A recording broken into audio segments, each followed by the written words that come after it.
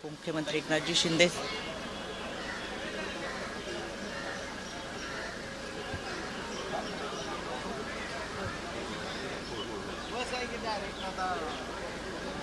आधी मराठीत हेच घेऊन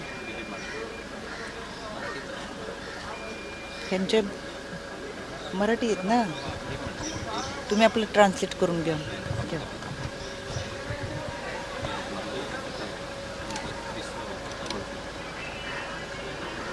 आपण मराठीत करू मग तुम्ही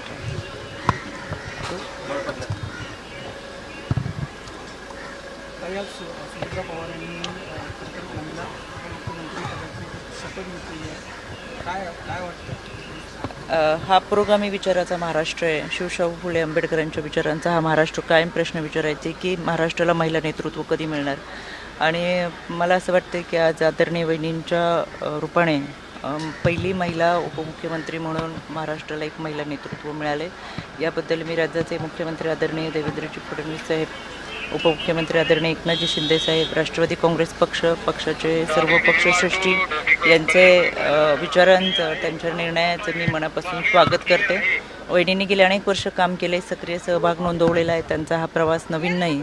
सामाजिक कार्य आणि राजकीय काम करत असताना आदरणीय दादांचं कामकाज त्यांनी फार जवळून पाहिले, त्याच्यामध्ये सक्रिय सहभाग नोंदवला आहे.